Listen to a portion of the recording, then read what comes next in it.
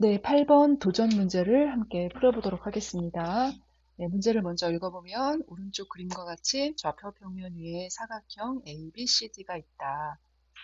네, 이때 점 P가 사각형 ABCD 위에 변 위를 움직일 때, 이렇게 움직일 때 A-B의 값 중 가장 큰 값을 구하시오.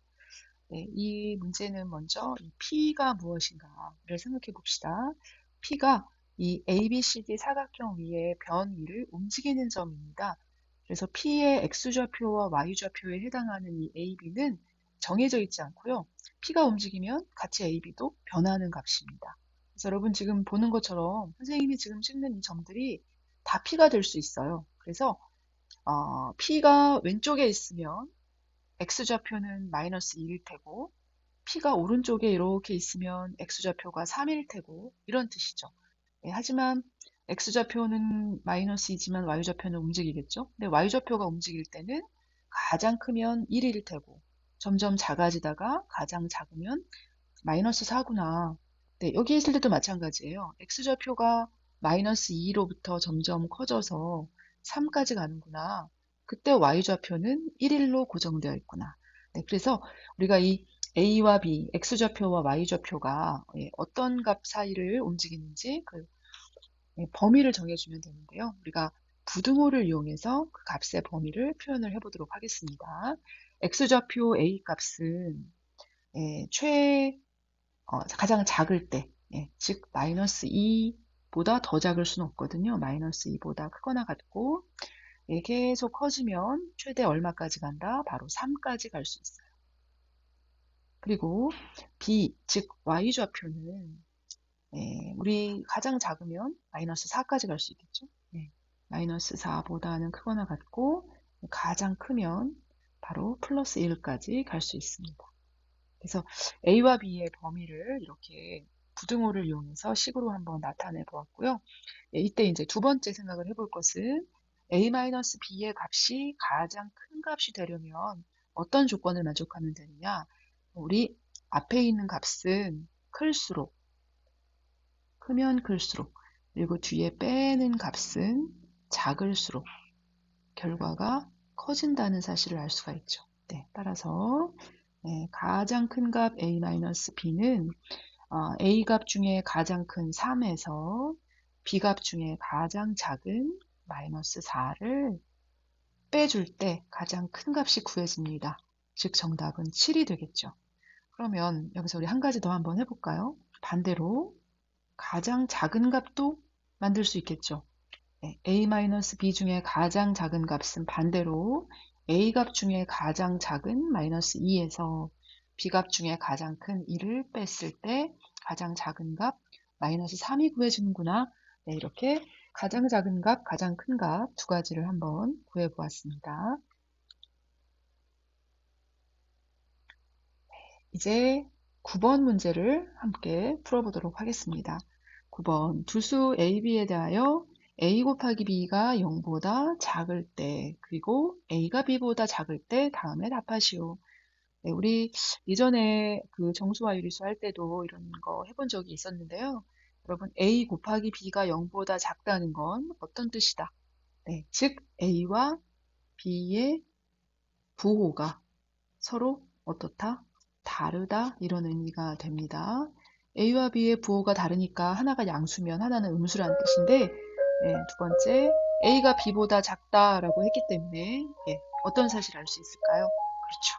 바로 그 둘 중에 A가 0보다 작고 B는 0보다 크다는 사실을 알 수 있습니다.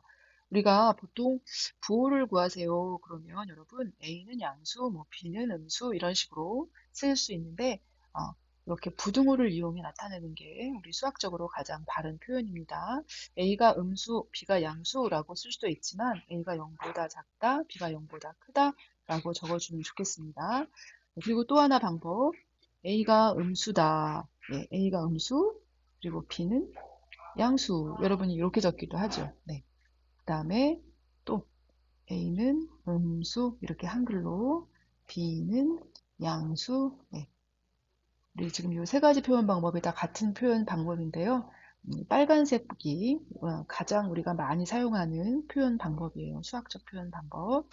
네, 그리고 두 번째 문제는 x 좌표가 네, 이렇게 a-b가 x 좌표, 마이너스 b분의 a가 y 좌표일 때 어떤 사분면에 위치하는지 말하시오. 네, 우리가 이걸 풀 때는 네, 이 방법을 많이 이용을 합니다. a-b는 a가 음수니까 선생님이 편의상 이렇게 괄호치고 음수, 여기에서 양수를 빼겠다. 이렇게 해석을 할 수 있겠죠. 네, 우리가 음수에서 양수를 빼면 어떤 일이 생길까요? 그렇죠. 항상 음수만 나오겠죠. 네, 즉 a-b는 0보다 항상 작구나 이런 사실을 알 수가 있고요.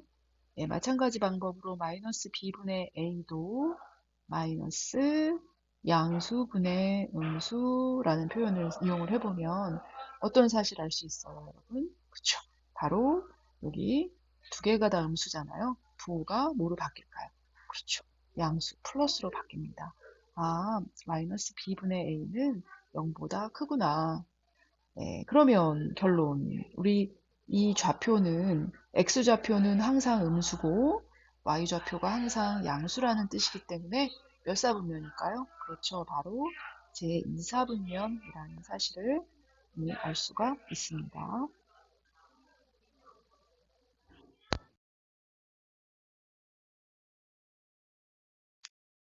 네, 10번 문제, 마지막 문제를 함께 풀어봅시다.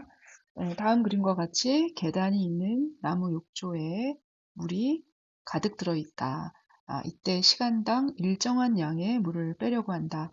네, 여기서 일정한 양의 물을 빼려고 한다. 시간당 이 이야기는 물을 빼는 속도가 일정하다. 이런 뜻입니다.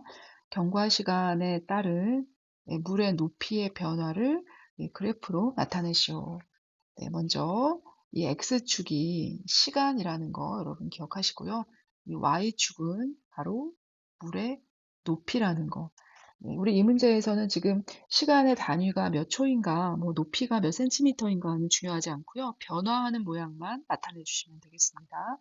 이 그래프를 이해하기 위해서 선생님이 먼저 계단이 없는 욕조라면 어떻게 그림을 그려줄까 먼저 생각을 한번 해보겠습니다. 계단이 없으면 처음부터 끝날 때까지 물이 빠지는 속도가 일정하겠죠. 네, 그래서 선생님 지금 X축, Y축을 잠깐 그려보면 X축, Y축이 이렇게 있을 때 물이 처음에는 가득 차 있었죠. 네, 그래서 시간이 흐름에 따라서 점점 아래로 내려가니까 그래프가 네, 이렇게 그려집니다. 그래서 네, 높이가 0이 될 때까지 네, 우리가 이런 그래프는 계단이 없을 때 일정하게 물이 빠질 때의 그래프가 되고요. 아래는 욕조의 계단이 있기 때문에 어떻게 그림이 그려질까 여러분이 한번 해석을 해볼 텐데 첫 번째, 이 계단이 여러 개 있기 때문에 계단을 경계로 우리가 이렇게 쪼개볼 수 있을 것 같아요. 네, 선생님이 이렇게 그림을 나눠서 한번 그려볼게요. 처음에는 계단이 없어서 이렇게 빨간색 직육면체 부분에 전체에 물이 가득 차 있겠죠. 그 다음에 그 아래 부분에는 계단이 있어서 이만큼이